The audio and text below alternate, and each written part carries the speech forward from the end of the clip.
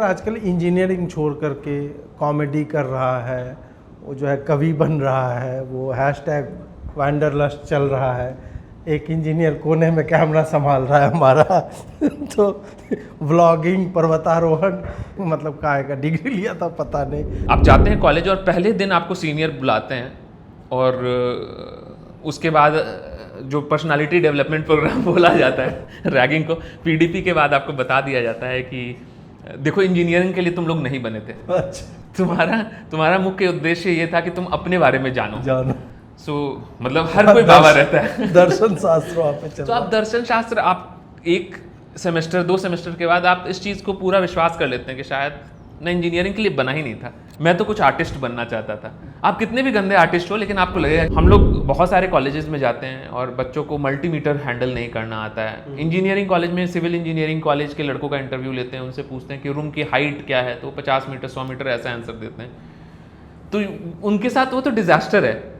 सो अब ये ज़रूरी है कि इसीलिए मैन्युफैक्चरिंग को कूल बनाना ज़रूरी है, ताकि लोगों को लगे कि बेसिक चीज़ तो पता रहना चाहिए।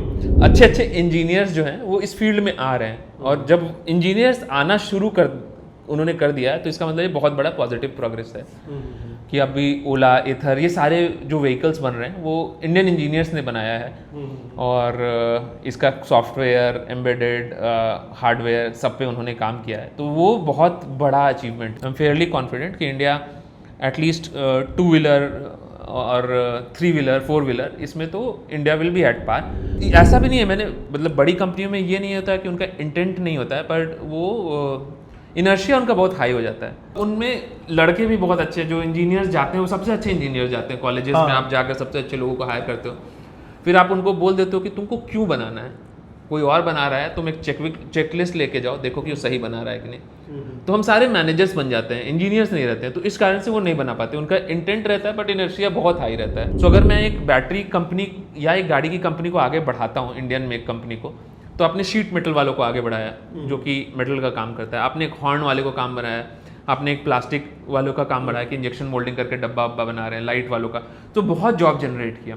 सो इनडायरेक्ट पुश करके आपने वो एक इकोसिस्टम में पुश तो ला दिया, जिसके लिए हम लोग कहते हैं कि पुश नहीं रहेगा तो कैसा होगा। तो शायद ये रोल रहता होगा उनका, उनके दिमाग में यह भी रहता होगा। नमस्कार दोस्तों, आज हम जिस व्यक्ति के साथ चर्चा करने जा रहे हैं वो यदि चाहते तो जो नॉर्मलाइज्ड मतलब इकोनॉमी है भारत में, जिस तरह से बाकी लोग काम करते हैं कि चीन से जो है बेल्ट का बकल मंगा लो, शर्ट का कपड़ा मंगा लो, बटन मंगा लो, यहाँ असेंबल करके कर लो और लाभ जो है आप करोड़ों में कमा सकते हैं।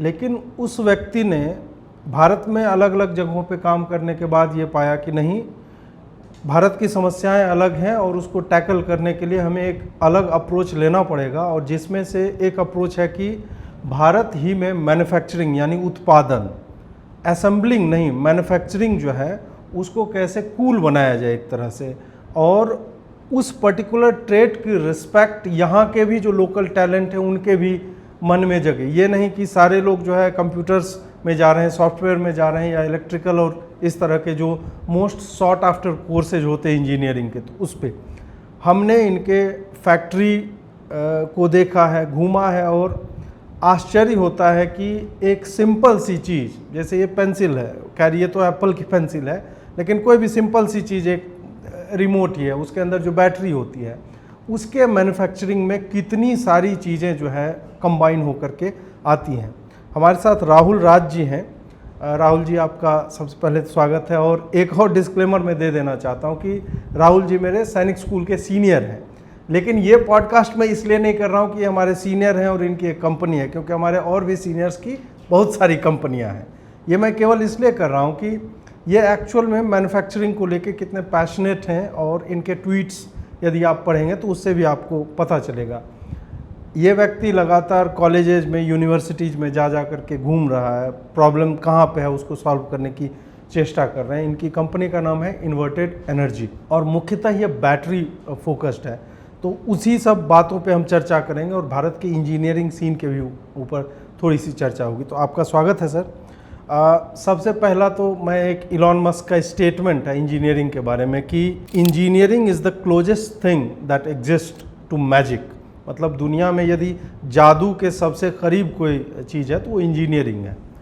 जब हम एक नॉर्मल सा बैटरी का पावर बैंक देखते हैं या कोई भी मतलब ई रिक्शा जैसी एक संरचना देखते हैं और उसके बैकड्रॉप में कितनी चीज़ें चलती हैं उसके बाद वो एग्जिस्ट करता है, वो बहुत ही मतलब सुंदर सा भाव जगाने वाला होता है, स्टाउंडिंग होता है एक व्यक्ति के लिए। फिर भी इस ट्रेड को अट्रैक्टिव नहीं माना जाता है, ऐसा क्यों? सो इंजीनियरिंग एक्चुअली जादू है और फॉर बहुत टाइम ऐसा होता है कि हम उसे फॉर ग्रांटेड ले लेते हैं। मतलब अगर हम 10 साल पीछे चले जाएं, 15 साल पीछे चले जाएं, जब मोबाइल फ़ोन नहीं था, जब एसीज़ नहीं थे, और तब से अगर उस समय के किसी व्यक्ति को आप लाकर यहाँ ले आएँ तो उसे लगेगा कि ये क्या हो गया, जादू ही है। हाँ, क्योंकि हमारे सामने ये सारी चीज़ें हुई, हमारे सामने सब कुछ इवॉल्व हुआ, तो हमें ये लगता है कि फॉर ग्रांटेड कि ये हो रहा होगा तो ठीक है। सो बिल्कुल जादू है, इंजीनियरिंग एक जादू है। अब जो दूसरा सवाल है वो बहुत बड़ा सवाल है, वो एक पोटली खोलने वाली चीज़ है कि लोग अट्रैक्टिव क्यों नहीं है, एंड इसका मल्टीपल रीजंस है। मल्टीपल रीजंस है कि शायद समाज ने, सोसाइटी ने उसे अट्रैक्टिव नहीं बनाया है, शायद कॉलेज एकेडमिया ने उसको बहुत अट्रैक्टिव नहीं बनाया, या प्रॉब्ली मैन्युफैक्चरर्स ने उसको अट्रैक्टिव नहीं बनाया। क्योंकि अगर जर्मनी, यूएस, चाइना आप जाएंगे तो वहाँ आप देखेंगे कि वहाँ अभी भी मैन्युफैक्चरिंग कूल है। मतलब जो सबसे अच्छे स्टूडेंट्स हैं वो कार बनाने में लगे हुए हैं, जो सबसे अच्छे स्टूडेंट्स हैं वो बंदूक बना रहे हैं, वो शायद एसी बना रहे हैं, पंखा बना रहे हैं। हमारे जो सबसे अच्छे स्टूडेंट्स हैं वो कोडिंग कर रहे हैं। सो वो पूरा का पूरा ओवर द टाइम किल हुआ है, एंड मल्टीपल रीजंस हैं। सबसे बड़ा रीज़न उसमें ये भी है कि सैलरी लेवल कभी नहीं मिल पाया। दूसरा ये था कि जो जॉब्स क्रिएट भी हुए उसमें लोगों को लगा कि ये शायद प्रमोशन नहीं है। और इंडिया का जो लीप फ्रॉग, जो जंप हम लोग कहते हैं कि हर चीज़ में हम लोग स्किप कर देते हैं, तो इंडिया में मैन्युफैक्चरिंग लोगों ने जंप कर दिया। हमने सीधे वर्कशॉप से उठकर हम लोग बीन बैग के ऊपर बैठ गए। मतलब वो बीच का कि एक पाथ होता है, एवोल्यूशन होता है कि आपने ये बनाया, वो हमने स्किप कर दिया। सो ओवर द टाइम वो चार्म कम हुआ है। थोड़ा सा मतलब अपने स्कूलिंग और कॉलेज के समय की बातें बताइए कि उस समय के राहुल राज, स्कूल में तो चलिए मैं जानता हूं कि किस तरह की स्कूलिंग हमारी रही।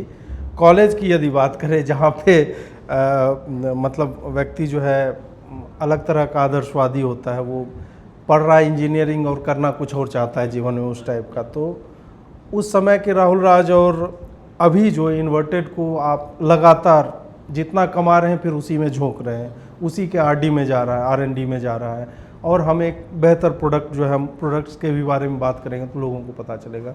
तो दोनों के जीवन में कितना अंतर है, पिछले जीवन का इस पर कितना प्रभाव पड़ता है। जैसे स्कूलिंग की ही हम बात करें, जैसे हमारा स्कूल मिलिट्री स्कूल है, सैनिक स्कूल तिलैया है, तो उससे तो एक तो मैं देखता हूँ डिसिप्लिन लाइफ में वो अलग स्तर की आ जाती है, तो कितना प्रभाव पड़ता है स्कूल के, कॉलेज के लाइफ का आज के जीवन में आप? बहुत अंतर पड़ता है। तो सैनिक स्कूल का, तिलैया का तो बहुत बड़ा मेरे जीवन में योगदान रहा है। सो अच्छे स्कूलों से मैं बहुत बार, हालांकि ये थोड़ा ऑफ टॉपिक है, पर बहुत बार लोगों से ये पढ़ता हूँ कि मैंने आईआईटी तो नहीं किया, आईएम तो नहीं किया, या मैं फलना स्कूल नहीं गया, लेकिन मैं आज बहुत सारे लड़कों को नौकरी दे रहा हूँ जो वहाँ पे पढ़े हैं। सो मेरे को लगता है बहुत बड़ा इसमें जहाँ डिसएग्रीमेंट मेरा ये है कि कॉलेज आपको नौकरी के लिए नहीं तैयार करते हैं। कॉलेज एक आपको समूह, एक अच्छा ग्रुप देता है। हाँ। कि आप अच्छे लोगों के साथ रहते हो। तो सैनिक स्कूल तिलैया जैसे था, वो जो मेरा पीयर सर्कल था, फ्रेंड सर्कल था, वो मेरा जो ओवरऑल इवोल्यूशन हुआ है उसमें उनका बहुत बड़ा हाथ रहा है। सभी तबके के लोग थे हम। मतलब हम लोग जानते हैं कि मतलब हमारे कुछ poorest of the poor section, हाँ, poorest of the poorest section, जो कि सब, और वो आज के टाइम में यूएस में बैठकर they are working in largest companies, right. So आपने उनका इवोल्यूशन देखा है, आप उससे सीखे हैं, आपसे कुछ उन्होंने सीखा है। तो स्कूल काफ़ी कुछ देता है। अच्छे शिक्षक आपको केवल ग्रेड्स नहीं लाते हैं, वो आपको फंडामेंटली बहुत स्ट्रांग करते हैं। सिमिलरली बीएचयू का भी, आईआईटी बीएचयू का बहुत बड़ा रोल रहा है। वहाँ पर भी मैंने बहुत अच्छे दोस्त बनाए। इस बार लाइक पूरे इंडिया से ग्रुप आया था, पहले केवल बिहार से लोग आए थे, और वो आज भी स्कूल और कॉलेज के लोग एलुमनाई मीट या व्हाट्सएप के कारण सभी लोग जुड़े हुए हैं। तो वो बेहतर रहता है। अब जो मेन क्वेश्चन ये था कि वहाँ कॉलेज वर्सेस आज में क्या डिफरेंस है, आदर्शवाद, आइडियलिज्म और अभी के टाइम में। तो इसमें एक जो पिछला प्रश्न था कि आप क्यों इंजीनियरिंग कूल नहीं है, उसका भी एक आंसर इस क्वेश्चन से मैं बताऊंगा कि जब आप कॉलेज में जब भी कोई लड़का जाता है, सो जब इंजीनियरिंग ग्रेजुएट करके जाता है तो उस समय उसे इंजीनियरिंग का थ्रिल रहता है। उसने वो एससी वर्मा के बंदर वाले पुली वाले क्वेश्चन बनाए होते हैं, रोटेशन की वो बॉल घूम रहा है तो उसमें कितना XYZ सोडियम में पोटेशियम जो जा रहा है तो क्या हो रहा है, और सबका एक आनंद रहता है। आप जाते हैं कॉलेज और पहले दिन आपको सीनियर बुलाते हैं और उसके बाद जो पर्सनालिटी डेवलपमेंट प्रोग्राम बोला जाता है रैगिंग को, PDP के बाद आपको बता दिया जाता है कि देखो इंजीनियरिंग के लिए तुम लोग नहीं बने थे, तुम्हारा मुख्य उद्देश्य ये था कि तुम अपने बारे में जानो। सो मतलब हर कोई बाबा रहता है दर्शन शास्त्र वहाँ पे चल तो आप दर्शन शास्त्र आप एक सेमेस्टर 2 सेमेस्टर के बाद आप इस चीज़ को पूरा विश्वास कर लेते हैं कि शायद मैं इंजीनियरिंग के लिए बना ही नहीं था, वो मेरे माता पिता ने प्रेशर डाला था इसीलिए मैं इंजीनियरिंग कर रहा था। मैं तो कुछ आर्टिस्ट बनना चाहता था। आप कितने भी गंदे आर्टिस्ट हो लेकिन आपको लगेगा कि मैं भी कॉलेज में थिएटर में था, लिखता था, तो मुझे ये लगता था शायद मैं लिखने के लिए बनाऊँ। और फिर आदर्शवादिता कि देश में ये गड़बड़ है वो गड़बड़ है।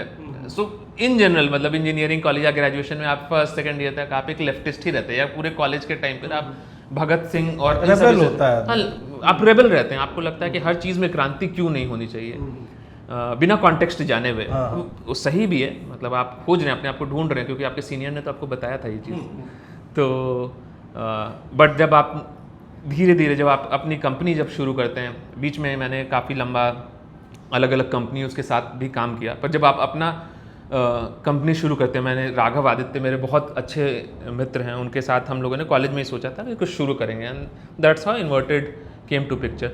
तो आप मूलतः ये देखते हैं कि ये बता देना कि समस्या बताना बहुत आसान होता है, पर उसको सॉल्व करने के पीछे जब आप घुसते हैं तो आपको दिखता है कि शायद वो एक कठिन प्रश्न है और उसको सॉल्व करने का एक अलग थ्रिल है, और आपको रियलिटी का भी रियलाइजेशन होता है, तो वो आपको बदलते जाता है आपके नज़रिए को। इसी से जुड़ा हुआ थोड़ा मैं चाहता हूँ इसको लाइट भी रखा जाए कि इंजीनियर आजकल इंजीनियरिंग छोड़ करके कॉमेडी कर रहा है, वो जो है कवि बन रहा है, वो #वांडरलस्ट चल रहा है, एक इंजीनियर कोने में कैमरा संभाल रहा है हमारा तो व्लॉगिंग, पर्वतारोहण, मतलब काय का डिग्री लिया था पता नहीं, फूड ब्लॉगर बन गया। तो मतलब आपको भी लगा था जब आप BHU में थे और काशी में थे तो जीवन का उद्देश्य जो है वो जान लेना चाहिए, ये फिलॉसफी आपको भी हिट की थी क्या? नहीं, ये बिल्कुल हिट करती है, ये तो कॉलेज में सबको हिट करती है। सो मेरा प्रॉब्लम इससे नहीं है कि आपको ये फिलॉसफी रखनी चाहिए कि नहीं, पर ये फिलॉसफी लाइफ नहीं बन जाना चाहिए। हाँ। जैसे मेरे बहुत अच्छे दोस्त सारे हैं जो मेरे साथ थिएटर में, कॉलेज में थिएटर में था, तो वो सारे मूवी में चले गए, they are making good movies. अभी प्यार का पंचनामा सुमित सक्सेना, वैभव सुमन ने लिखा था, और भी TVF में काफ़ी सारे लोग हैं जो बहुत क्लोज फ्रेंड्स थे। सो बिकॉज उनको दिखा कि यही रास्ता है तो ठीक है, पर बहुत सारे लोग रहते हैं वो बीच में फंस जाते हैं, जिनको क्लैरिटी नहीं रहता है। उनको लगता है कि वो बहुत अच्छे आर्टिस्ट हैं या बहुत अच्छे फूड ब्लॉगर हैं, वो वांडरलस्ट हैं, सो वो रहते नहीं है, तभी आप के अंदर वो फीलिंग आ जाती है। वो कॉलेज में तो रहता ही है क्योंकि आप बहुत परिपक्व नहीं रहते हैं, पर वो चीज़ लंबी नहीं रहनी चाहिए। तो एक प्रोफेसर थे हमारे, मटेरियल साइंस पढ़ाते थे, बहुत अच्छा पढ़ाते थे, और उनका GVS शास्त्री नाम था उनका, बहुत अच्छे प्रोफेसर थे। तो उन्होंने लास्ट उनका लेक्चर था, मेरे को याद है लास्ट क्लास में उन्होंने मटेरियल फेलियर का एक लेक्चर था, उसमें उन्होंने बोला कि अगर मटेरियल के अंदर एक बार वॉइड बन जाता है तो बड़ा होते जाता है, तो ज़िंदगी में वॉइड मत बनने देना। बहुत फिलोसफिकली भी वो पढ़ाते थे और साइंस की भी बहुत अच्छी समझ थी उनकी।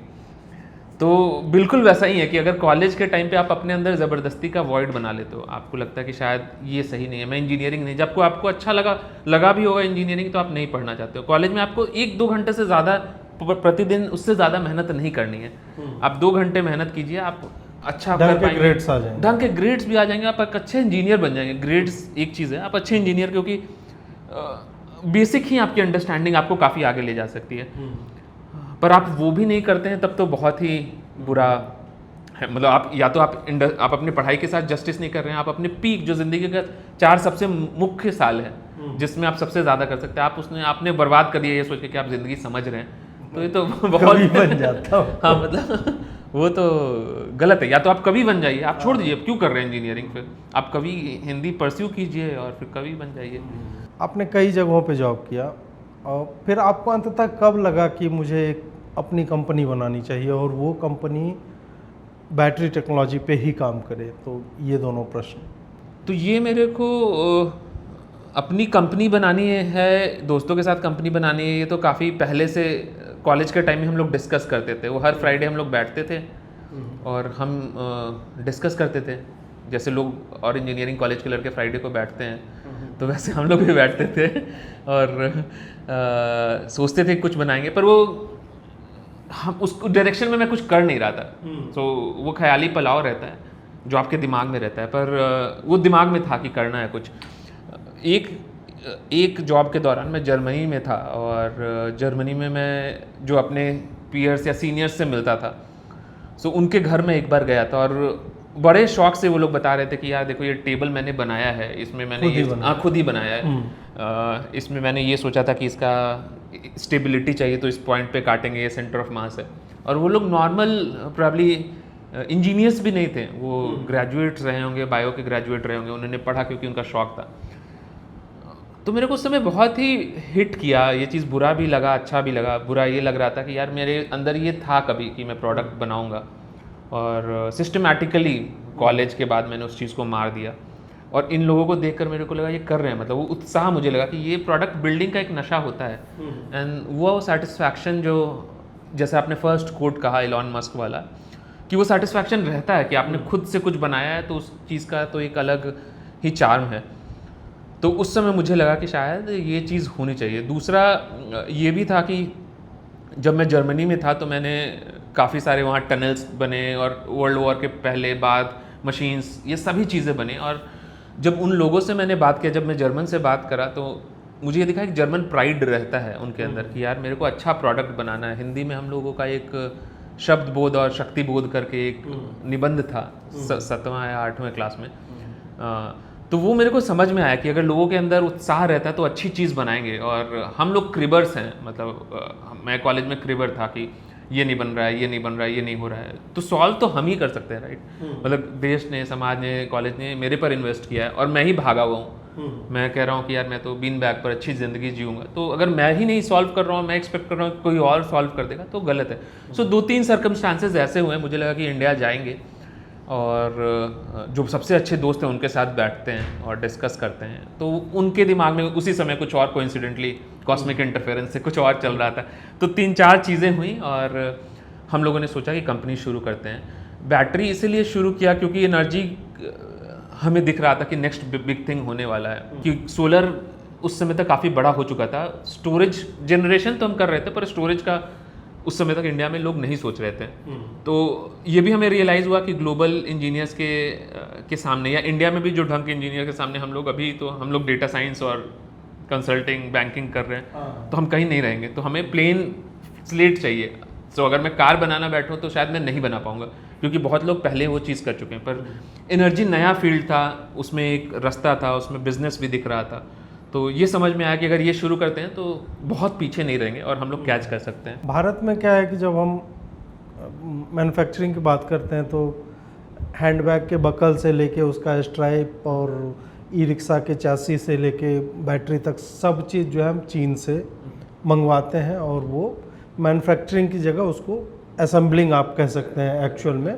और यही बात जो कोई और भी मैन्युफैक्चर करता है तो उसमें भी घुसेड़ कहते हैं कि तुम कहाँ मैन्युफैक्चर कर रहे हो, तुम भी तो असेंबल ही कर रहे हो। तो ऐसे में जहाँ इस तरह का एनवायरनमेंट है, तो एक नई कंपनी को क्या क्या झेलना पड़ता है? बिल्कुल, मतलब अभी ओवर द ईयर्स, जैसे अगर मैं कुछ इंजीनियर्स से मिला हूँ जो कि कॉलेज के सीनियर रहे होंगे, 70s के 80s के ग्रेजुएट, उनका फंडामेंटल बहुत साउंड रहता है। सो हमने 90 के बाद प्रॉब्ली ओवर द ईयर्स 10-20 सालों में पूरे के पूरे आर्ट को खोया है, और उसका परिणाम यह हुआ है कि स्किल सेट जो है हमारा वो बहुत ही बुरा है। So college, ITI, diploma, engineering college, management college, आप कहीं भी चले जाइए, they have lost the art. तो सबसे बड़ा, जैसे मैं ही प्राइम एग्जांपल हूँ कि मैं मटेरियल साइंस पढ़ रहा था, पर चौथे साल 4th ईयर निकलने के बाद अगर कोई पूछता कि मटेरियल एक नया बनाना है तो आप कैसे अप्रोच करेंगे, तो मेरे पास शायद वो सही रास्ता भी नहीं रहता, जबकि मैं सबसे अच्छे इंस्टीट्यूट्स में पढ़ रहा था। तो इंडिया ने वो स्किल सेट खोया है और वो ऊपर से लेकर नीचे तक दिखता है। सो हम असेंबली क्यों करते हैं या प्रोडक्शन क्यों करते हैं? उसके पीछे यह रीज़न भी है कि एसओपी नहीं है, मतलब हम लोग डिफाइंड पाथ, जैसे प्रोडक्शन एक प्रोसेस है, मैन्युफैक्चरिंग एक प्रोसेस है कि आप ए करेंगे, बी करेंगे, सी करेंगे, डी करेंगे। तो अगर आप यही नहीं जानेंगे तो आप कैसे बना पाएंगे।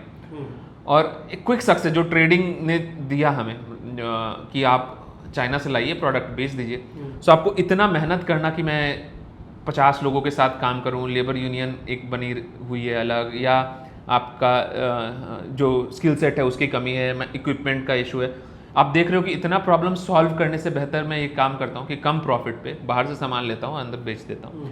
सो लीस्ट जो हिंड्रेंस का पाथ होता है वो आपको ट्रेडिंग की तरफ पुश कर दिया। तो सबसे बड़ा प्रॉब्लम तो यही है कि हमने स्किल सेट खो दिया है, डिसिप्लिन खो दिया है, क्योंकि लोगों को आप डिसिप्लिन की 8 ही घंटे काम करो, लेकिन वो डिसिप्लिन से एक तरीके से क्वालिटी वर्क खो दिया है। वो आत्मविश्वास कि हम बना सकते हैं, वो आत्मविश्वास हमारा कम है। तो आप किसी को बोलिए कि हम मैन्युफैक्चर की तरफ बढ़ रहे हैं, तो सबसे पहला आंसर रहेगा कि जब जॉब तुम्हें अच्छा पैसा दे रहा है तो क्यों तुम मेहनत करना चाह रहे हो। तो ये सारा ही चीज़ हमने खोया है, और वो एक प्रॉब्लम है कि वो हम फेस करते हैं, मतलब वो everyone will face this thing. एक इंडियन प्रोडक्ट्स को लेके भी मेंटलिटी तो है। करेक्ट। आप कितना भी अच्छा बना लो, उस पर अगर मेड इन इंडिया की जगह आप मेड इन जापान लगा दोगे तो उसके बिकने की संभावना, उसकी स्वीकार्यता जो है समाज में अधिक है। तो क्या इसके भी कारण जो है लोग मतलब थोड़ा, क्योंकि मार्केट जब रहेगा ही नहीं मेड इन इंडिया प्रोडक्ट, अभी ठीक है मेक इन इंडिया करके ये सब थोड़ा सा पुश करने की सरकार ने भी चेष्टा की है, लेकिन अभी भी मुझे भी मेंटलिटी जो है, अभी मैं एप्पल का आईफोन यूज कर रहा हूँ, बना भी ले कोई ढंग का इस तरह से तो मैं झिझकूंगा, मुझे विश्वास नहीं होगा यहाँ की टेक्नोलॉजी पे। ऐसा एटीट्यूड क्यों आ गया लोगों में? सो ऐसा एटीट्यूड, मतलब मैं एक पैरेलेंस देता हूँ कि बिहार में मेरे कुछ परिचित हैं जो फॉर एग्जांपल टीचर्स हैं, और मैं उनसे पूछता हूँ कि आप टीचर हैं तो कैसे जाते हैं, तो उनके लिए गर्व की बात होती है कि मैं तो 3 घंटे पढ़ाता हूँ और चीज़ हो जाती है दिन भर की, राइट, है ना। अब उनके ज़िंदगी का दुख है कि मेरा बच्चा, मतलब वो बिहार सरकार की एजुकेशन गड़बड़ की बात करते हैं, तो वैसी चीज़ है कि मतलब आप एक स्टेक होल्डर हैं जो इसको सॉल्व कर सकते हैं। आपके लिए गर्व की बात है यार 2 घंटे में पढ़ाता हूँ लेकिन मैं पूरा कमाता हूँ, आप इस चीज़ का ढिंढोरा पीटते हैं, और फिर आप पूछते हैं कि प्रॉब्लम क्यों अराइज हो रहा है। तो इंजीनियरिंग में भी यही प्रॉब्लम है। एक तो ये है कि हम शायद of course over the time जो ब्रेन वॉशिंग हुआ कि इंडियन प्रोडक्ट कभी अच्छा नहीं हो सकता, और फिर हमने मान लिया, हमने गिव अप कर दिया कि भाई नहीं अच्छा हो सकता है, तो वो हमारे दिमाग में घुस गया।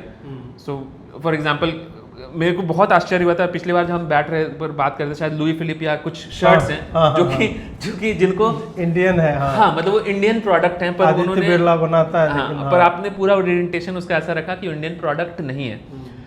वो एक थोड़ा सा टाइम लगेगा उस चीज़ को तोड़ने में। अच्छी चीज़ ये है कि वो धीरे धीरे सरकार ने काफ़ी मेहनत किया है, और नए जो इंजीनियर्स आ रहे हैं जैसे ईथर, अल्ट्रावायलेट, बहुत सारी ऐसी कंपनी आ रही है जो टक्कर देने के लिए तैयार हो रही है, जो कह रही है कि तुम्हारा एटमबर्ग जैसे फैन की कंपनी है, कि वो कह रही है कि क्यों ना बनाया जाए इंडिया में, और तुम बनाओ अच्छा प्रोडक्ट बनाओ फिर उसको दिखाओ। सो वो चीज़ें ये लोग कर पा रहे हैं। वो समय के साथ जाएगा, थोड़ा सा पेशेंस लोगों के अंदर भी चाहिए, बट पॉजिटिव डायरेक्शन में वो जा रहा है। अब लोगों के अंदर पहले क्यों था उसका तो मल्टीपल रीज़न ये था कि आप जब तक अपनी सेल्फ प्राइड अगर आपका नहीं रहेगा तब तक आप वो चीज़ रहेगा ही कि शायद बाहर की चीज़ अच्छी होगी। अब हम आपकी कंपनी पे आते हैं कि इन्वर्टेड बनाती क्या क्या है, और कोई एक का प्रोसेस समझाइए कि असेंबलिंग बेल्ट पे वो जब हम एक डब्बा डालते हैं तो फाइनल प्रोडक्ट क्या बन के निकलता है, और उसमें जितने मशीन लगते हैं या इंडिविजुअल टैलेंट लगता है वो किस किस तरह का, मतलब वैरायटी या डाइवर्सिटी उसमें क्या क्या रहती है? सो इन्वर्टेड मोस्टली हम लोग डीप टेक बैटरी कंपनी है, हम हर तरह की बैटरी बनाते हैं, स्ट्रीट लाइट की बैटरी से लेकर माइक्रो ग्रिड।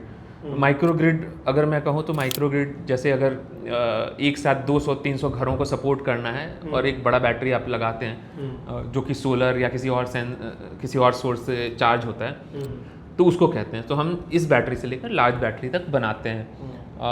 अब इसमें बैटरी जादुई है, मतलब मेरे को खुद लगता है, क्योंकि पहले तो मैं नहीं विश्वास करता था, बट जब से मैंने बनाना शुरू किया तो मेरे को इंजीनियरिंग के लिए रिस्पेक्ट काफ़ी बढ़ा।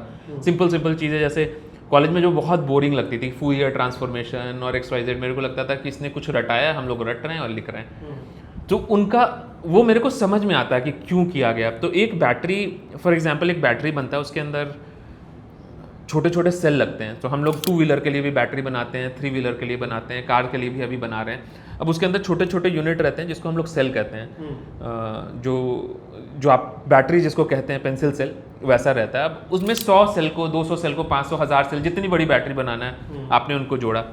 अब इसमें बहुत सारी चीज़ें एक साथ एक्टिवेट हो जाती हैं। एक इलेक्ट्रिकल सिस्टम है जो कि हीट जनरेट कर रहा है, तो आपको एक उसके अंदर से एक थर्मल सिस्टम भी आपका वो बन गया। इलेक्ट्रॉनिक सिस्टम है, क्योंकि इतना गर्म हो जाए तो अब ये बंद हो जाना चाहिए, इतना गर्म हो जाए तो ये चल जाना चाहिए, इसमें इतना करंट आना चाहिए, इसमें इतना वोल्टेज दिखना चाहिए।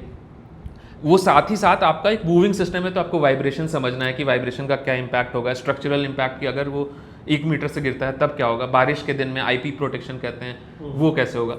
तो ये सारी चीज़ें एक साथ आपका यूज़ में आती हैं। तो बैटरी इसीलिए जादू है, क्योंकि जो मैंने पढ़ा था, मतलब ये एक साइंटिस्ट है, मतलब बैटरी पढ़ने के बाद मैंने उन साइंटिस्टों के बारे में पढ़ना शुरू किया और बहुत मज़ेदार था। मतलब मैंने ये समझना शुरू किया कि उन्होंने क्या सोचा होगा। जैसे फूरियर बहुत फेमस साइंटिस्ट हैं, फूरियर ने बहुत थर्मल लॉ और बहुत सारे इक्वेशंस दिए हैं। सो जब मैंने बैक ट्रैक किया तो पता चला कि नेपोलियन की आर्मी में जो फूरियर थे वो उनके सेना में थे और इंजीनियरिंग देखते थे, और वो देखते थे कि जब टैंक तोप से जब गोला चलता है तो वो तोप गर्म होता है, तो वो गर्मी का क्या रीज़न हो सकता है, वो यहाँ पे इतना टेम्परेचर है तो वहाँ पर कैसा टेम्परेचर होगा। और फिर मेरे को लगा कि सही में जादुई चीज़ है। मतलब नेपोलियन के टाइम का एक आदमी ये सोच रहा है और वो आज तक सेम फंडामेंटल काम कर रहा है।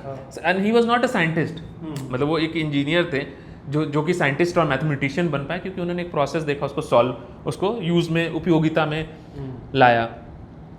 तो बैटरी में ये सारे चीज़ एक साथ चलते हैं। और साथ में अब आपको ये भी देखना होता है कि बैटरी का यूटिलिटी सही रहे, उसमें सेफ्टी रहे। अगर सेफ्टी नहीं है तब भी दिक्कत है, वो अच्छा दिखना भी चाहिए। तो मैं शायद एक बैटरी आपको दिखाता हूँ, फिर एक उसके बाद हम लोग प्रोसेस पे भी बात करेंगे। ये हमारी एक बैटरी है ना, इसका नाम हम लोगों ने एज रखा है। ये 2 व्हीलर 3 व्हीलर इन सभी के अंदर ये बैटरी जाती है। स्वैपेबल होता है, ये स्वैपेबल होता है।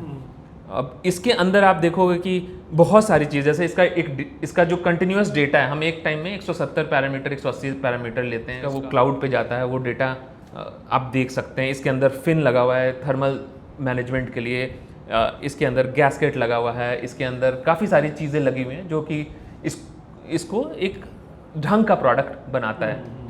तो एक बैटरी जब बनती है तो ये सारे फैक्टर्स आपके साथ में आते हैं। ये जो हमने बैटरी देखी, या स्क्रीन पे मैं और भी बैटरी या आपके प्रोडक्ट्स लगाऊंगा, जो कि डिज़ाइन वाइज और एक बहुत ही प्रॉपरली फिनिश प्रोडक्ट जो हम एक इंडियन कंपनी से एक्सपेक्ट नहीं करते हैं। आपने जिन कंपनी का नाम लीजिए, एथर है या Atomberg, they are designing beautiful products, वो दिखता है। लेकिन उस प्रोडक्ट तक पहुंचने से पहले बहुत सारे धक्के भी आपको लगे होंगे, बहुत सारी असफलताएं होती है। फैक्ट्री में कहीं कोई क्राइसिस हो गई, कहीं आग लग गया, कुछ हो गया। तो मैं जानना चाहता हूं कि वो क्या क्या चीज़ें हैं जिससे आपने मतलब फेलियर्स रहे जिससे आपने सीखा और ये फाइनल प्रोडक्ट तक पहुंचे, या संभवतः यह भी अभी भी प्रोसेस का एक पार्ट है कि और भी हम बेहतर बनाना चाह रहे हैं। तो सबसे पहला जो सबसे बड़ी लर्निंग हमारी ये रही है, माइंडसेट चेंज की रही है। क्योंकि मतलब जब आप इंजीनियरिंग करते हैं, आप किसी फील्ड में जाते हैं, तो जब आप किसी प्रोडक्ट को, इंजीनियरिंग प्रोडक्ट को आप देखते हैं तो आपको ये लगता है कि शायद बनना बहुत आसान होगा, या इसमें मैं फर्स्ट टाइम में मैं इसको कर लूँगा, क्योंकि अभी तक आपने जितना किया, कॉलेज में पहली बार एग्जाम पढ़ाई, पास कर लिया, कोडिंग वोडिंग लिखना है तो आपने कोड लिखा, थोड़ा गड़बड़ हुआ, सॉल्व हो गया, तो आपको लगता है कि शायद जो इंजीनियरिंग प्रोडक्ट है वो भी ऐसा ही होगा। तो माइंडसेट ही सबसे बड़ा प्रॉब्लम होता है कि जब हमने शुरू किया तो हमें ये लगा कि क्यों ही, कितना ही कॉम्प्लिकेटेड होगा, मैं सीखूंगा और उसके बाद बना लूँगा। तो आप जो फर्स्ट वर्जन जो बनाते हैं, जो फर्स्ट आपका जो प्रोडक्ट रहता है और वहाँ से लेकर इस वर्जन तक या जो आगे तक है, तो पहला जो माइंडसेट आपका रहता है और वहाँ से आज तक का माइंडसेट होता है, वही सबसे बड़ा आपका चेंजिंग पॉइंट होता है। तो सबसे बड़ा हिंड्रेंस तो मेरा माइंडसेट खुद ही था कि मैं जो प्रोडक्ट को जैसे देख रहा था कि ये शायद ऐसा बनता है, और आज जैसे देखता हूँ, उसके बीच में काफ़ी सारा मेरा सेल्फ इवोल्यूशन होना ज़रूरी था कि किस तरह के लोग इस प्रोडक्ट को बनाएंगे, क्यों ऐसा बनना चाहिए, क्या क्या पैरामीटर्स होना चाहिए। दूसरा of course skill set is a big challenge. जैसे आपके पास एक लिमिटेड लोग हैं, आपने ट्रेन किया, फिर आप सडनली देखते हैं कि मार्केट में कॉम्पिटिटर्स आ रहे हैं क्योंकि बिजनेस ग्रो कर रहा है, तो दे विल गो। सो ये इनिशियली आप बहुत अपनी टीम से बहुत एसोसिएटेड रहते हो, तो आपको लगता है ये नहीं, फैमिली टाइप, हाँ फैमिली टाइप का, बट इट्स एन पार्सन, मतलब आप ग्रो कर रहे हैं, आपकी टीम भी ग्रो करेगी। सो वो शुरू में ये सारी चीज़ें आपको पर्सपेक्टिव चेंज होना शुरू होता है कि आप रियलाइज करते हो कि इट्स अ लार्जर, लोग छोड़ के जाएंगे, लोग छोड़कर जाएंगे। सिमिलरली प्रोडक्ट फेल होगा, सो आपको मानना होगा कि प्रोडक्ट आप बना रहे हो उसमें फेलियर आएगा ही आएगा, क्योंकि आप एज्यूम करते हैं जब पहली बार बनाते हैं कि ये तो चल जाएगा, इसमें कोई गड़बड़ नहीं आएगी, और आपने पूरा बिजनेस उस अनुसार सेट किया होता है कि इतना प्रॉफिट होगा, इसमें ये सारा चीज़ सही होगा, तो फर्स्ट कट में मैं कर दूंगा। हालांकि आप ओवर द टाइम रियलाइज करते हैं कि इट आइटरेटिव प्रोसेस है। एक और जो चैलेंज हमें ये फेस होता है, जो इंडिया में सब मोस्टली लोगों को फेस होता है, वो है कि अब डिफरेंट कंपोनेंट के जो आपके कंपोनेंट्स हैं, सो उनके जो मैन्युफैक्चरर्स हैं उनका क्वालिटी, सो एक एक कंपोनेंट भी आप अगर अच्छी क्वालिटी का नहीं लगाएंगे तो कितना भी अच्छा डिज़ाइन प्रिंसिपल रहे प्रोडक्ट में इशू आएगा ही। तो इस तरह की चीज़ें हम लोग काफ़ी सारा फेस करते हैं, और profitability, market dynamics, market volatile. एक दिन आप सभी लोग जोश में है कि हम लोग सारे लोग इलेक्ट्रिक व्हीकल ले लेंगे, और वो अगले कुछ दिनों में फिर वो नहीं इलेक्ट्रिक व्हीकल नहीं लेना है, तो मार्केट परसेप्शन भी वैसा ही चेंज होता है। ये सारे मतलब हैं प्रॉब्लम्स जो बैटरी टेक्नोलॉजी में एक सबसे कॉमन तो अभी लिथियम आयन बैटरी होती है। उसके बाद जब हम एक नए तरह की बैटरी की बात करते हैं तो कोई कंपनी जो है जो इस साइज़ का बैटरी बना रही, जो हमारे नॉर्मल इन्वर्टर में यूज होता है, एक्साइड हो गया या अन्य कंपनी लुमिनस बैटरी बनाती है कि नहीं पता नहीं। हाँ। तो हम एक टिपिकल बैटरी देखते हैं इस साइज़ का होता है। नई टेक्नोलॉजी आपके यहाँ हमने देखी, जैसे वो दीवार पे जो लगा हुआ है कि वो डेंस है, वो बहुत सघन है और कम स्पेस में दुगना वो चार्ज जो है स्टोर कर सकता है। एक ग्राफीन टेक्नोलॉजी की बात हो रही है कि वो जो है वो बहुत फास्ट चार्ज होगा और भी अधिक चार्ज होल्ड करने की उसकी कैपेसिटी होती है, उसका रिचार्ज साइकिल जो होता है वो बहुत अधिक होता है, वो उतना हीट भी बहुत जल्दी नहीं होता है। तो थोड़ा सा बैटरी टेक्नोलॉजी अभी किस तरह से इवॉल्व कर रहा है उसके बारे में। हाँ सर, ये बहुत इंटरेस्टिंग क्वेश्चन है।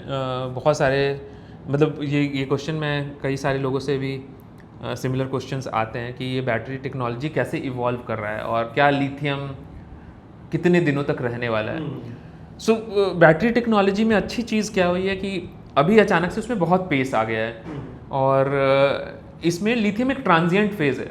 लिथियम को मैं कभी ये नहीं देखता हूँ कि ये शायद बहुत दिनों तक रहेगा, बट लिथियम एक ट्रांजिएंट फेज़ है। सबसे पहली बैटरी किस तरह की थी? सो पहले लोगों ने लेड एसिड बैटरीज बनाना शुरू किया था।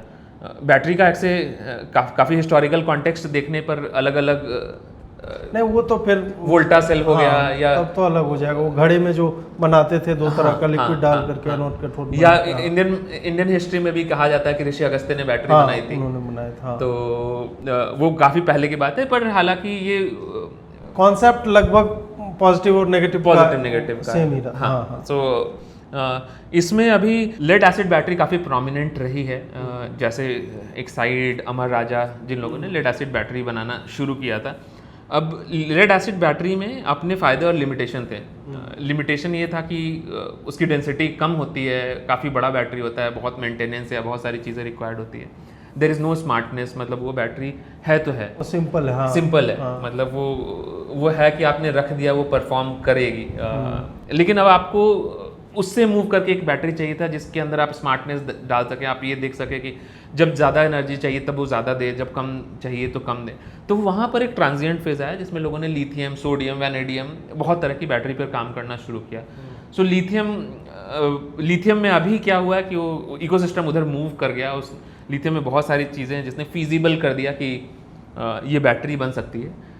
पर उसके फंडामेंटल और सारे बैटरी, जैसे सोडियम बैटरी हो गया या जो नए बैटरी होंगे, उनका सेम ही रहेगा। या हाइड्रोजन की तरफ हम मूव करेंगे तो फंडामेंटल सेम रहेगा, जो लेड बैटरी में नहीं था। लेड बैटरी में आप कभी भी उसमें बैठकर battery management system, electronics, thermal बहुत ज़्यादा आप नहीं पढ़ते थे। तो इन बैटरियों में ये बदलाव आया है। और ये कॉम्पैक्ट होते जा रहे हैं। इसमें दोनों चीज़ हो रहा है कि लोग ये सोच रहे हैं कि सुपर कैपेसिटर भी यूज़ कर सकते हैं, बैटरी प्लस समथिंग भी यूज़ कर सकते हैं। सो इवॉल्विंग है काफ़ी, ये पूरा केमिस्ट्री काफ़ी इवॉल्विंग है। जैसे आपने जो बैटरी हमें दिखाई, जो वॉल पे स्क्रीन पे भी मैं वीडियो डाल रहा हूँ उसका, वो बहुत कम साइज़ का, और आपने बोला इससे एसी भी चलेगा। तो दूसरे लोग जब एसी चलाने की बात करेंगे तो संभवतः 24 वोल्ट वाला 5 बैटरी टाइप का लग जाएगा। उनमें और आपके इस बैटरी में क्या कोर फंडामेंटल अंतर क्या है? सेम ही है, लिथियम आयन का ही बना हुआ है, बट वो इतना डेंस कैसे है? मतलब मैं ट्रेड सेक्रेटरी ऑब्वियसली नहीं पूछ रहा हूँ आपसे, बट सो लिथियम का जो लिथियम डेंसर है बैटरी, और हमारी जो बैटरी है, जो एरे हम उसका नाम जो हमने दिया है, उसमें हमने थर्मल पे बहुत काम किया है कि अगर एक बैटरी कॉम्पैक्ट होनी है तो कॉम्पैक्ट होने का मैथ्स ये होता है कि जैसे आप कॉम्पैक्ट करते हैं तो हीट भी वैसा ही आपका ज़्यादा जनरेट होता है। तो वो सेफ्टी कैसे आप रखें, सो आप उस पूरे बैटरी का एक थर्मल पाथ डिफाइन करते हैं कि अगर जो हीट जनरेट होगा, मैं इतना हीट जनरेट होगा। आप सेल जो सिलेक्शन रहता है वैसा रहता है कि डेंस सेल है, एंड फिर आप देखते हैं कि इसमें से अगर मैं एसी चला रहा हूँ तो ये बैटरी कितनी गर्म होगी। सो जैसे आप मोबाइल फ़ोन यूज़ करते हैं, आप एक बार बहुत सारा ऐप यूज़ करना शुरू कर दे और चार्जिंग कर दे तो बैटरी गर्म हो जाती है। सो बैटरी के अंदर एक थर्मल पाथ रहता है, थर्मल पैड रहता है जो हीट अब्जॉर्ब करे, निकाले, अलग अलग टेक्निक्स रहते हैं। सो हमने ये सारा चीज़ इधर अप्लाई किया है। और साथ में इसके BMS पे काफ़ी सारा काम किया है, बैटरी मैनेजमेंट सिस्टम की, अगर ये हो रहा है तब ये कर लो। सो जो डिसीजन ब्रेन जो होता है उस पर हम लोगों ने काफ़ी काम किया है। अच्छा, तो उसके कारण एफिशिएंसी काफ़ी बढ़ती है। जब हम मैन्युफैक्चरिंग की बात करते हैं तो उसमें चीन अभी सबसे ऊपर दिखता है, और लोग ये मिसकंसेप्शन में जीते हैं कि चीन बहुत चीप टाइप का है।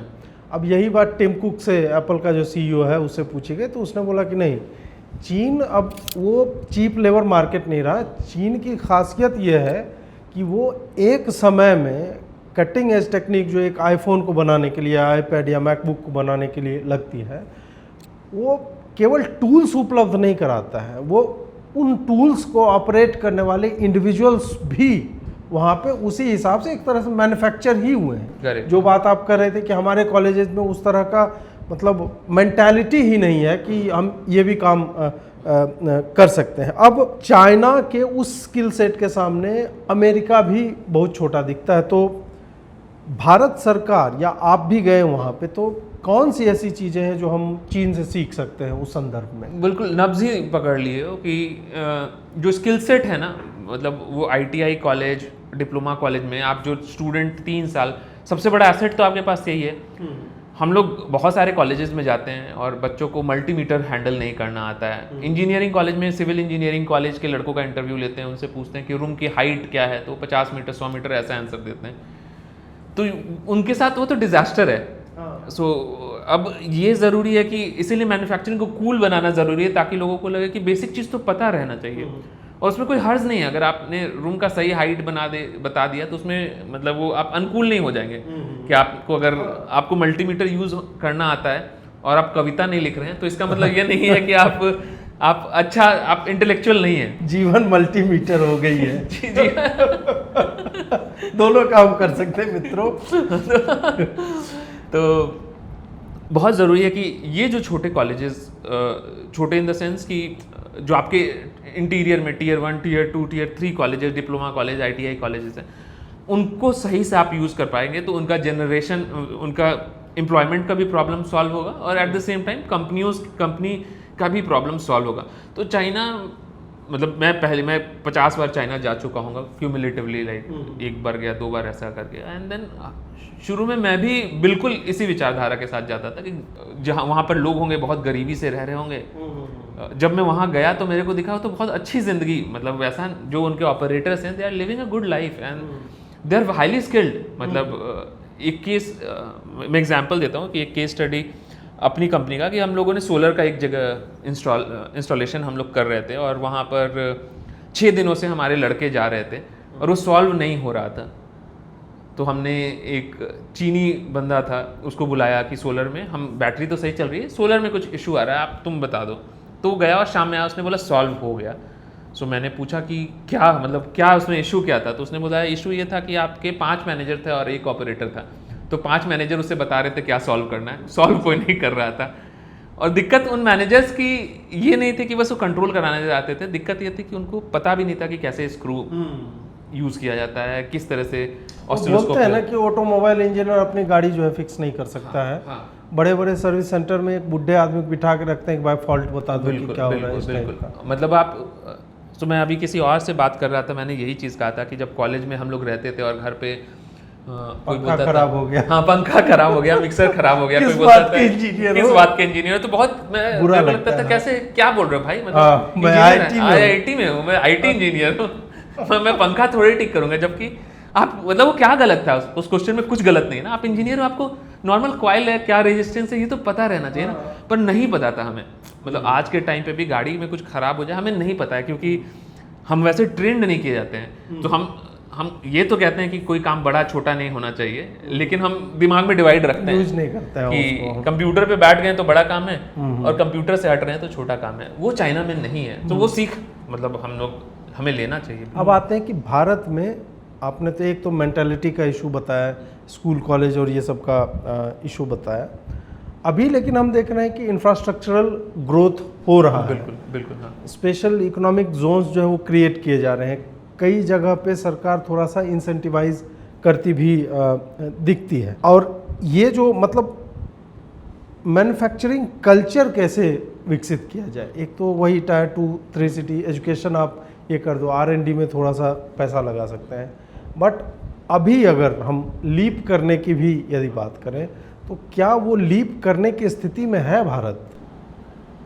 मतलब मैं थोड़ा ऑप्टिमिस्टिक भी हूँ और हम सभी को ऑप्टिमिस्टिक रहना चाहिए कि हम कर सकते हैं ऑप्टिमिस्टम, लेकिन ओवर ऑप्टिमिज्म नहीं, ओवर कॉन्फिडेंस नहीं। अगर कोई कह दे कि आप एट पार विद चाइना अगले 2 साल में हम हो जाएंगे तो बहुत गलत है। मतलब वो नहीं हो सकते, बट ये चीज़ है कि हम सही डायरेक्शन में जा सकते हैं। तो इसमें अच्छी चीज़ ये भी रही है कि सरकार जो गवर्नमेंट हैं, हर तरह की गवर्नमेंट जो है उसे पुश कर रही है। गवर्नमेंट को भी रियलाइजेशन है कि इंडिया के पास अपॉर्चुनिटी है, पॉजिटिव है गवर्नमेंट। जो रोड ब्लॉक्स हैं, बॉटलनेक्स हैं, उसको सॉल्व करने का ट्राई कर रहे हैं। इसमें मतलब बहुत लोगों का रोल है। एक तो जैसे फूड ब्लॉगिंग क्यों कूल हुआ, क्योंकि किसी ने फूड ब्लॉगिंग किया और उसने बताया, देखने लगे लोग। हाँ, लोगों ने देखना शुरू किया। पहले हर एस्पेक्ट वो बता रहे हैं। हाँ, हर एस्पेक्ट। अब पहले जैसे फॉर एग्जांपल, अब तो नहीं है, पर एक टाइम में DSLR फोटोग्राफी फेमस हुआ था, है ना, गिटार फेमस हुआ, DSLR फेमस हुआ था, वो खत्म, आउट ऑफ दिस हो गया। तो इसमें क्या है कि लोगों को प्रोबेबली हमें इन्फ्लुएंसर्स या कुछ आइकॉन्स बनाने होंगे जो रेगुलर इस चीज़ को रिपीट करते जाएं। फॉर एग्जांपल, आप लोगों का काफ़ी क्रिटिकल रोल रहेगा कि आप बहुत सारे मैन्युफैक्चरर्स से मिलें, उनकी कहानियाँ बाहर लाएं। एक और हमारे मित्र हैं, शशांक दीक्षित नाम है उनका, प्रोटोस्पिंक्स, तो वो काफ़ी ट्विटर पर बहुत सारा सेशन इसी तरीका लेते हैं।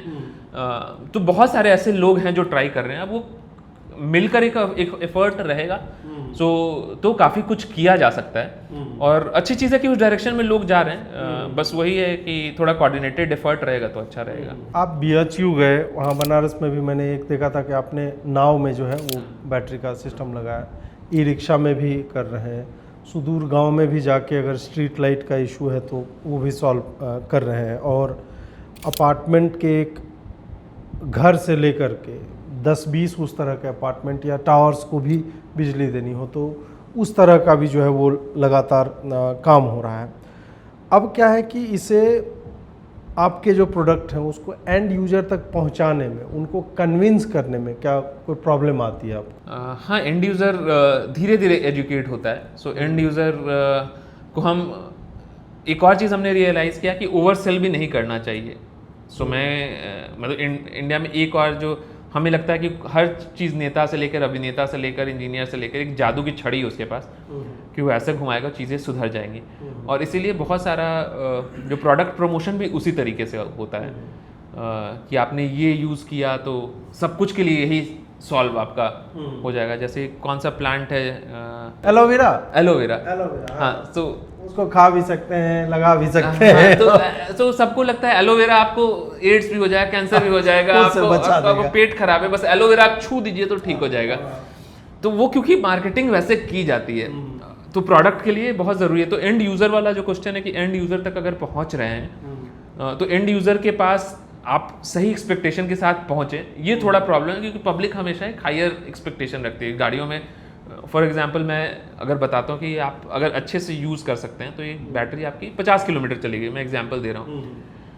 तो यूज़र का एक्सपेक्टेशन रहता है कि वो तो 80 किलोमीटर दे रहे हैं, तो he is compromising on lot many things. अगर कोई और आपको गलत प्रॉमिस दे रहा है या तो आपको गलत बता रहा है, या तो वो यूज़र के पास सही चीज़ सही तरीके से ले जाना एक चैलेंज है, और वो एजुकेशन से ही आएगा। अच्छी चीज़ है कि इंडिया में भी टेक पॉपुलेशन बढ़ते जा रहा है, तो लोग एजुकेट हो रहे हैं थ्रू मल्टीपल प्लेटफॉर्म। तो क्या ये भी एक कारण है कि आप अभी B2B टाइप में ही हैं और वो डायरेक्ट कंज्यूमर तक नहीं जा रहे हैं? या मतलब मैं एक नॉर्मल सी प्रश्न पूछूंगा कि आप पावर बैंक क्यों नहीं बना रहे हैं? एक क्वेश्चन आता है, ये नेचुरल है कि यार बैटरी पे इतना काम कर रहे हैं, पावर बैंक आज हर व्यक्ति लेना चाहता है, पावर बैंक क्यों नहीं बना रहे हैं आप? मतलब पावर बैंक में प्रॉफिटेबिलिटी है काफ़ी है, हम क्यों नहीं बना रहे हैं उसका 2-3 रीज़न है। वो टफ इंजीनियरिंग नहीं है।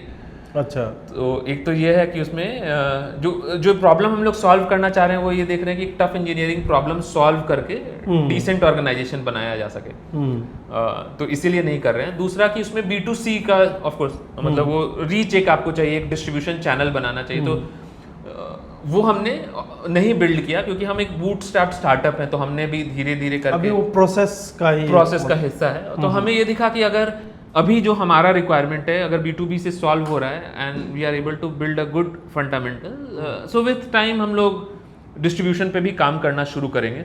डिस्ट्रीब्यूशन काफ़ी टफ है, और यहाँ पर जो कन्वेंशनल बिजनेस है उन्होंने महारत हासिल की है। सो कोई भी बड़ा बिजनेस हो पाया है इंडिया में तो उनका डिस्ट्रीब्यूशन बहुत स्ट्रांग रहा है, कंज्यूमर के साथ रिलेशनशिप बहुत स्ट्रांग रहा है, उनके जो डीलर्स डिस्ट्रीब्यूशन जो नेटवर्क है उसमें बहुत एवरीवन हैज़ बीन बेनिफिटेड, कि डीलर को भी फ़ायदा हुआ है, कंपनी ने कहा है कि हम आपका फ़ायदा कराएंगे तभी आप आगे प्रमोट कर पाएंगे। तो वो पूरी स्ट्रैटेजी और उसमें जितना समय लगता है वो हमने अभी नहीं दिया है, हम भी करेंगे। And over the time of course मतलब B2C हम लोग भी जाना चाहेंगे, पर अभी नहीं। 2-3 प्रोडक्ट जो आपका मतलब फ्लैगशिप है या उस तरह का है, तो कौन कौन से प्रोडक्ट हैं? तो ये जैसे मैंने जो बैटरी आपको दिखाई थी एज, तो वो एक प्रोडक्ट है जो हमारा फ्लैगशिप प्रोडक्ट है। एक एरे, एक हमारा घरों के लिए हम बना रहे हैं बैटरी, वो एक फ्लैगशिप प्रोडक्ट है। एक हमने सिम्बा करके ई रिक्शा के लिए बैटरी बनाई है। अच्छा। तो वो बैटरी ई रिक्शा में अभी बहुत सारे ई रिक्शा में भी जाना शुरू हुआ है वो बैटरी। तो ये सारे हमारे मोबिलिटी के फ्लैगशिप प्रोडक्ट हैं। और लार्ज स्केल स्टोरेज पर हम लोग अभी काम कर रहे हैं, जहाँ पर एक बैटरी अपार्टमेंट को बिजली दे सके, या माइक्रो ग्रिड से छोटा मिनी ग्रिड। अच्छा, मिनी। हाँ, मतलब वो उसमें 10-15 किलोवाट आवर की बैटरी के आपके जेनसेट को हटा सकें, आप जनरेटर क्यों चला रहे हैं घरों में, एक फैमिली के लिए AC वेसी सब चल पाए, थोड़ी बड़ी बैटरी रहेगी, तो वो उस पर भी काम कर रहे हैं। अब यहीं पे क्या हो जाता है ना, बैटरी जो आपने बोला जनरेटर को क्यों हटाएं, EV को लेकर के सबसे बड़ी चर्चा यही है कि यार बैटरी चार्ज तो अल्टीमेटली इलेक्ट्रिसिटी से हो रही है, जो कि आ रहा है थर्मल पावर स्टेशन से। भारत में न्यूक्लियर तो सारा कुछ है ना, वो बहुत ही एक छोटा सा परसेंटेज है। तो ये हरित ऊर्जा ग्रीन एनर्जी कितनी ग्रीन है अंततः जाके, इस पे क्या कहेंगे? तो एक तो मतलब कैलकुलेशंस जो रहता है कि जो हम लोग कैलकुलेशंस देखते हैं, हर बंदे अपने अनुसार इंटरप्रेट करता है कि अगर ऑयल इंडस्ट्री से आप पूछेंगे तो आप ऑयल इंडस्ट्री वाला बस आपको पॉल्यूशन बताएगा धुएं का, वो कभी ये नहीं बताएगा कि उसके लिए वहाँ पे भी माइनिंग चल रही है। तो आप कह रहे हैं लिथियम की माइनिंग चल रही है, पर ऑयल की भी माइनिंग चल रही है। वहाँ पर ट्रांसपोर्टेशन, ऑयल कहीं से और निकल कर आपके पास आ रहा है तो एक ट्रांसपोर्टेशन में एनर्जी वेस्ट हो रहा है, वो कैलकुलेट करके नहीं बताया जाता है। बस ये, पर लिथियम में वो पूरा कैलकुलेशन रहता है, वो अणु परमाणु तक रहता है कि अणु में इतना एनर्जी है। पर दूसरी बात यह है कि ये भी फील्ड अभी इवॉल्विंग है। मतलब आप अगर ICE इंजन अगर हम देखते हैं तो 100 साल पुरानी इंडस्ट्री है, और उसको हम कंपेयर कर रहे हैं 4 साल वाली इलेक्ट्रिक व्हीकल से, जिसमें एफिशिएंसी गेन करना शुरू किया उसने। तो हरित ये कंप्लीट ग्रीन एनर्जी तो नहीं है, बिकॉज आप कहीं ना कहीं तो आप यूज़ कर रहे हो, लेकिन efficiency is much better and it is a evolving field. दूसरा, अगर मैं बहुत सारा सिंपल कंपैरिजन करूं, जैसे एक जनरेटर का कंपैरिजन करूं, तो जनरेटर के कंपैरिजन में normal battery is much cleaner.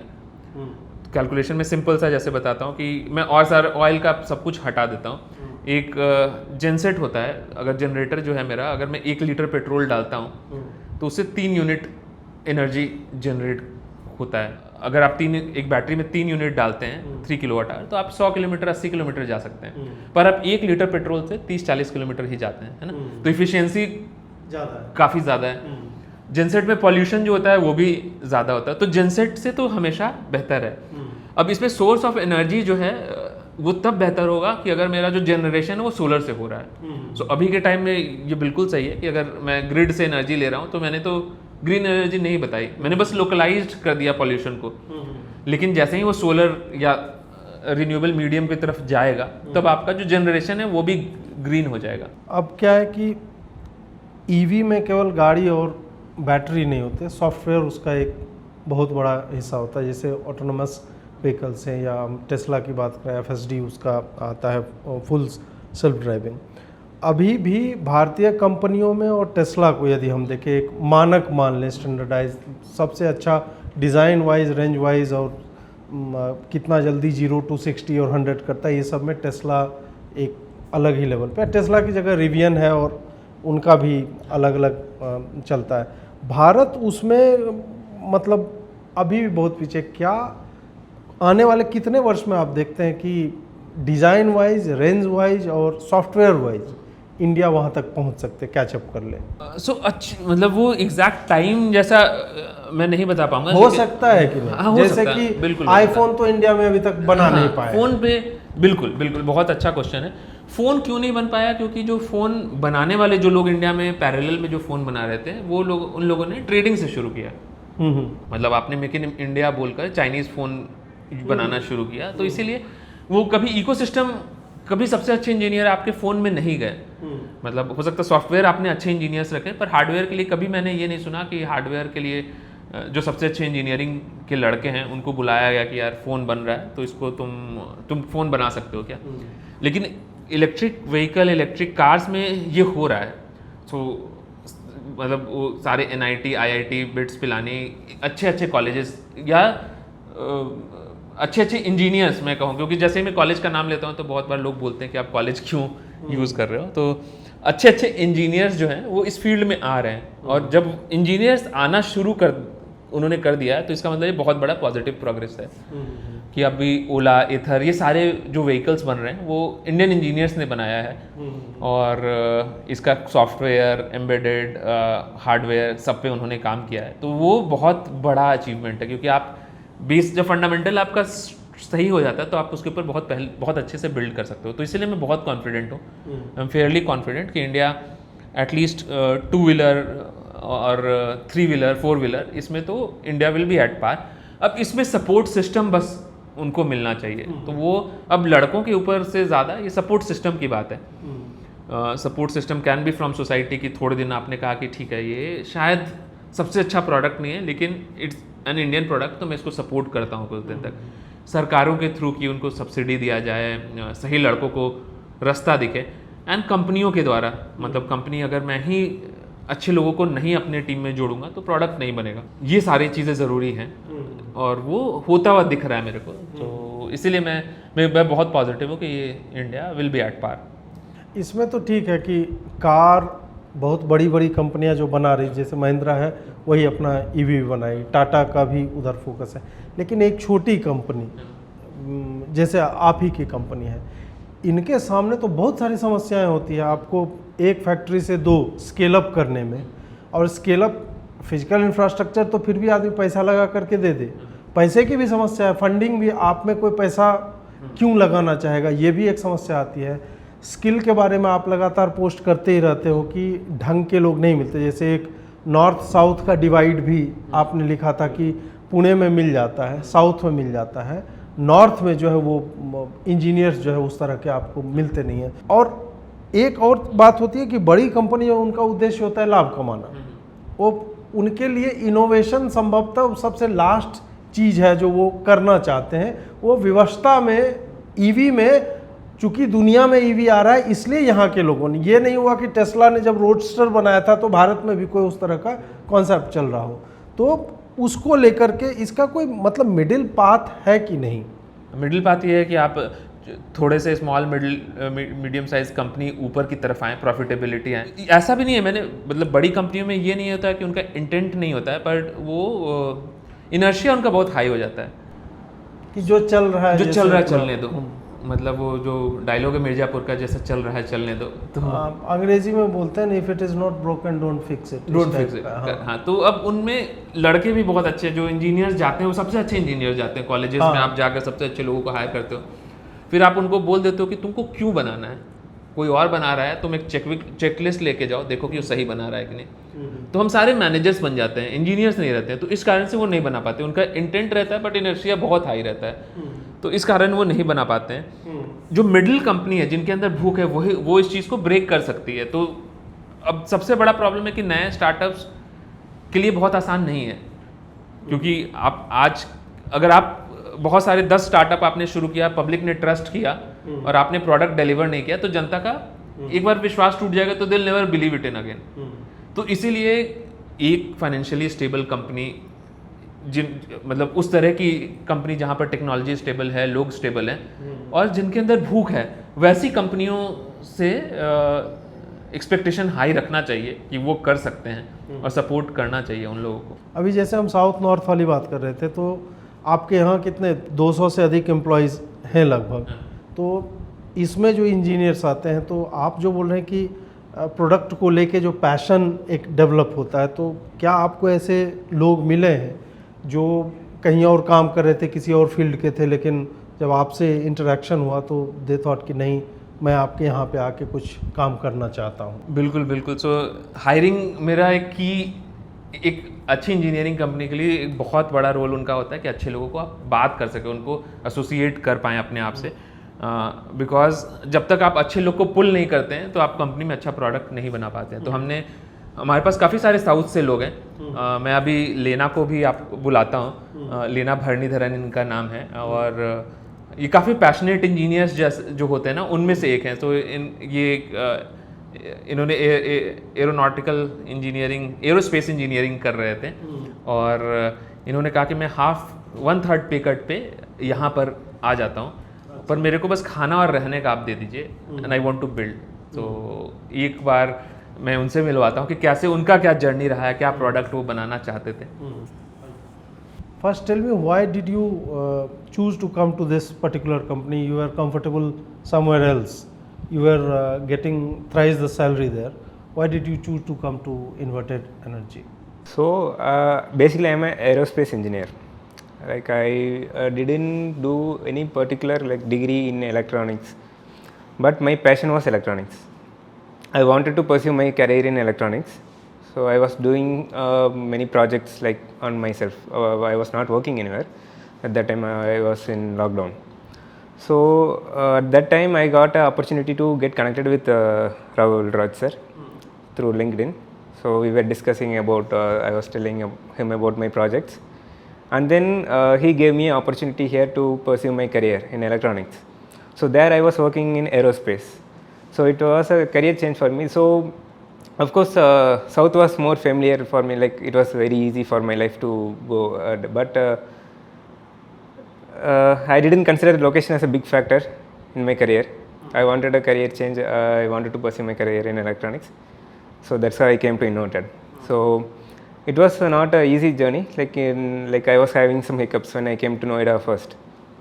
At that time, I was the first Indian from South to join Inverted. I didn't have many South friends as I have now. So I had language barrier. I don't know Hindi. So it was, I had some small difficulties with food and everything.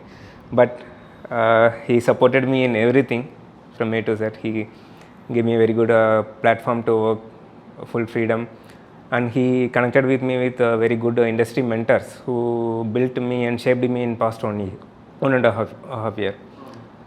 So that way I'm very grateful to this great man. Yeah, more than anything else, so the best part is that he built a product from scratch, and so I just wanted him to, because that is what India needs right now. कि वैसे लोग who can build product from scratch, who are passionate. So you don't need degree or anything else, and people like, for example, inverted is a medium, and similarly, if we are able to create 100 mediums across the nation, then you will see lots of engineering talent The flourishing. culture that we're talking about, Correct. manufacturing culture will settle. Manufacturing culture, innovation culture will settle. So you can, of course, we can talk about the product also. Yeah. So this is the battery management system. We say BMS. This was my product which we built in, like me and my team. I say we are a team of 4 or 5 people, including firmware and hardware engineers. So this we started building from very scratch. Before joining the company, I didn't know what is a BMS. So I basically learned everything here, and like I got good exposure here. To say about BMS in layman terms, this battery management system is the brain of any lithium-ion battery pack. The reason why we need this is, unlike normal battery packs like lead-acid batteries, lithium-ion cells are very like unstable in nature. They need constant surveillance and monitoring, like control over the charging and discharging current and everything. So this acts the brain of the battery pack which we manufacture. Probably Rahul sir would have told you about the quantity of battery packs we are dispatching every month. So this will be the brain of all those battery packs. In all the battery packs, this will be a part. Before we were outsourcing the BMS from like China and other companies, and then we decided to go with our own R&D. We wanted to design a BMS from scratch so that we will have full control of the product by ourselves. And we have like many good features in this, advanced features, so like SD card logging, photo, and so one thing we promise in this company is safety, first thing. So we made sure the safety is not compromised anywhere. So we do multiple levels of test in this. So like until now this is in the testing phase actually. So we are expecting this to get into the market in next 1 or 2 months probably. So this BMS is completely in-house made in at Inverted. This is completely in-house. Of course, components are not made by us. Obviously. But the schematic, layout, design, calculation, everything is done, and it. I would not say it's a very complicated, but it's a decently good technical problem to solve, because when we started working on it, not many people in India were building it, and the reason we wanted engineers to build is not only that we wanted to produce it, but to understand if we are using someone else's BMS, so we should understand how it works and how complicated a task it is. So instead of saying that we buy everything from China, import it, we can and assemble it here. we can we understand it. So in this, every design calculation, everything is done in-house. It took a year to build this, and it has lots of very good algorithm. In fact, the algorithm engineer, he is also from he is from Andhra, and we also pulled him. He is a postdoc, and he has written his papers are published on algorithms and all. Are you planning to sell it to other companies as well? No, we will use it. It will be only used for, this is an experiment. Yeah, this will be used for our अच्छा अच्छा, maybe in future. नहीं वो fix है. Demands अच्छा. ये and of course अभी धीरे धीरे हम लोग काफी सारा ऐसा प्रोडक्ट बनाएंगे. So एक और जो प्रॉब्लम नॉर्थ में वो इलेक्ट्रॉनिक का ecosystem is not there. So that is something which is a personal desire. If I'll try to build a small ecosystem where you have good electronics engineer जो कि अच्छे complicated product बना रहे हैं. So that is a personal goal which I want to pursue. हाँ, जैसे कि ये टीवी जो हमारे पीछे, इसमें 2 ही मैंने देखा है बोर्ड रहता है, एक पावर बोर्ड और एक मदर कंट्रोल बोर्ड, हाँ. और फिर एक जो LED पैनल लगा हुआ है. तो 3 कंपोनेंट मेनली एक तरह से हैं, और कुछ भी यहाँ पे नहीं बन रहा है, जबकि वो इतना कठिन प्रॉब्लम नहीं है. सो अगर अच्छे इंजीनियर सॉल्व करना चाहें तो बहुत सारा ऐसा चीज सॉल्व कर पाएंगे. और वो प्राइस, हमारे दिमाग में वो चिकन एंड एग वाला प्रॉब्लम है कि प्राइस क्यों नहीं कम आ रहा है. प्राइस कम आएगा जब आप स्केल पर जाएंगे, स्केल पर जब जाएंगे जब आप अपना प्रोडक्ट बनाएंगे. सो जैसे ही आप अपना प्रोडक्ट बनाना शुरू करते हैं, you reach a scale, then you are able to lower the price, and then you will see that make in India product is possible, because right now the sample cost will be 5 times more than the proto cost will be much higher. पर वहीं पर हमारा अगर confidence टूट जाता है कि इतना पैसा क्यों लगाएं अगर सस्ते में हमें कोई चीज़ मिल रहा है, तो उस माइंडसेट को तोड़ना is a long term process, मतलब वो रातों रात नहीं होगा। एंड उसके लिए बहुत सारे लोग चाहिए। सो इसीलिए मैं कहता हूँ बहुत सारे मैन्युफैक्चरर्स चाहिए, ओरिजिनल थिंकर्स, बहुत सारे इंजीनियर्स चाहिए। लेना जैसे we need lots of people like Lena, like you, like Pulkit, to promote the whole story of product building. अब एक गडकरी जी का बयान आया था कि तुम लोग अगर ईवी पे स्विच नहीं करोगे मैं डीजल का टैक्स बढ़ा दूंगा, इस टाइप से वो इथेनॉल वाले पेट्रोल और ब्लेंडिंग ये सब की बातें कर रहे थे। अब ये क्या है कि ये अप्रोच एक तरह सही भी है, क्योंकि इंडियंस जो है ना बहुत ही स्लगिश होते हैं किसी भी चीज़ को अपनाने में। जब तक सरकार उसको डंडा नहीं मारती है तब तक वो मानने के लिए तैयार भी नहीं होते हैं। तो इसको लेकर के मतलब जबरन स्विच करवाने को लेकर आपका क्या मानना है? सर जब तक टेक्नोलॉजी प्रूवन नहीं है तो जबरन तो स्विच नहीं करवाना चाहिए। मतलब वो अच्छा भी रहे, पर अगर आप सबसे अच्छी गाड़ी, सबसे अच्छी बैटरी नहीं बना रहे हैं, तो हम लोगों ने भी ओवर द टाइम बहुत जगह अच्छी कंपनियों को बोला कि हम इस साल जैसे 2021-20 में हम लोग मना कर देते थे कि हम नहीं देंगे, क्योंकि हमें पता है कि आज जो बैटरी देंगे वो सबसे अच्छा नहीं रहेगा। सो आप जबरन, अच्छा है कि आपने एक टारगेट सेट कर दिया कि इस समय तक अगर मैंने टारगेट सेट कर दिया तो बहुत सारे लोग स्विच करेंगे, मूव करना शुरू करेंगे। मेरे को लगता है शायद जो जैसे गडकरी जी या मिनिस्टर्स का ये भी रोल रहता है कि अगर आप पुश नहीं करेंगे तो स्टार्टअप्स को कौन पैसा डालेगा। मतलब अगर उन्होंने नहीं कहा होता कि सबको, और हो सकता है कि 5 साल बाद अगर वो टारगेट नहीं मीट होता है तो वो कह देंगे कि हम लोग ऐसा नहीं कर रहे हैं, पॉलिटिकली यू टर्न हो जाएगा। बट आप ये देखिए कि पूरे इकोसिस्टम में कितना फायदा हुआ। सो अगर मैं एक बैटरी कंपनी या एक गाड़ी की कंपनी को आगे बढ़ाता हूँ, इंडियन मेक कंपनी को, तो आपने शीट मेटल वालों को आगे बढ़ाया जो कि मेटल का काम करता है, आपने एक हॉर्न वाले को काम बनाया, आपने एक प्लास्टिक वालों का काम बढ़ाया कि इंजेक्शन मोल्डिंग करके डब्बा वब्बा बना रहे हैं, लाइट वालों का, तो बहुत जॉब जनरेट किया। सो इनडायरेक्ट पुश करके आपने वो एक इकोसिस्टम में पुश तो ला दिया, जिसके लिए हम लोग कहते हैं कि पुश नहीं रहेगा तो कैसा होगा। तो शायद ये रोल रहता होगा उनका, उनके दिमाग में ये भी रहता होगा। एक मतलब ई रिक्शा ईवी तो नहीं है बट है एक तरह से ईवी है। और हमने देखा है कि लोग अब ई रिक्शा ज़्यादा प्रेफर करते हैं, नॉर्मल जो रिक्शा हुआ करता था, तो उसकी तो स्वीकार्यता वहाँ तक है। लेकिन जैसे ये क्वेश्चन इनफैक्ट पुलकित का है कि कोई बाइक इंथुजियास्ट है, जैसे वो बाइक चलाता है, वो 2 साल में 2 बाइक खरीद के बेच चुका है, उस टाइप का है, तो वो बोलता है कि मेरा थ्रिल है बाइक चलाना, वो बैटरी वाले से आता नहीं है। तो इसको कैसे अट्रैक्टिव जो है वो बना सकती है कंपनियां? दोनों एक इंटरेस्टिंग जो अभी तुमने कोट किया कि ई रिक्शा को हम ई व्हीकल बोले कि ना बोले, सो पूरा ई व्हीकल है। इनफैक्ट इंडिया सबसे बड़ा ई व्हीकल का मार्केट है ई रिक्शा के मामले में। तो और वो दुनिया, वो परसेप्शन बायस है हमारे साथ कि ई रिक्शा को हम मानने के लिए तैयार, जैसे गरीब रथ हमने मान लिया ना कि गरीबों की राजधानी है। तो वैसा ही ई रिक्शा तो प्रॉपर एक्चुअली इलेक्ट्रिक व्हीकल है। और इस मामले में इंडिया शायद स्वीडन और नॉर्वे से भी काफ़ी आगे है कि हम इतनी ई रिक्शा हमारे लोग चला रहे हैं खुले में कि आप उसको देखेंगे तो आश्चर्यचकित होंगे। दूसरा क्वेश्चन यह है कि उसमें थ्रिल नहीं आता है। उसका ये रीज़न है कि मतलब ये वही है कि अभी ये पूरा का पूरा इंडस्ट्री इवॉल्व हो रहा है। सो जो बैटरीज हैं ओवर द टाइम वो इतने केपेबल रहेंगे थर्मल सिस्टम कि वो कुछ भी कर सकते हैं, आपको किसी स्पीड पर ले पावर तुम्हें चाहिए जितना उस हिसाब से पावर। और कुछ लोगों ने अब जैसे ईवी के साथ ये चैलेंज है कि आवाज नहीं करता है, तो स्पीकर लगाते हैं, सो जैसा चाहिए वैसा ही। अब आप जैसे मैं अगर रॉयल एनफील्ड चलाने वाला हूँ, सो मेरे को धुप धुप धुप की आवाज पसंद है। ओवर द टाइम ये भी हो जाएगा कि वो आप बैटरी से जनरेट कर रहे हैं वो साउंड, कि आपको बस फील चाहिए। सो इसीलिए इंजीनियरिंग एक जादू है कि आप जैसा फील्ड चाहें वो क्रिएट कर सकते हैं। और बैटरीज अब तो धीरे धीरे इतनी केपेबल हो जाएंगी कि आपको ईजिली, मतलब वो इन 4-5 सालों में वो फार्मूला 1 में आपको बैटरीज दिखना शुरू होगी, रेसिंग में दिखना शुरू होगी। तो फार्मूला 1 का होता है, ई रेस होता है, तो वो आप बैटरी से उतनी केपेबल होना शुरू हो जाएगी। बैटरी नहीं तो हाइड्रोजन, कुछ ना कुछ नया टेक्नोलॉजी आ जाएगा।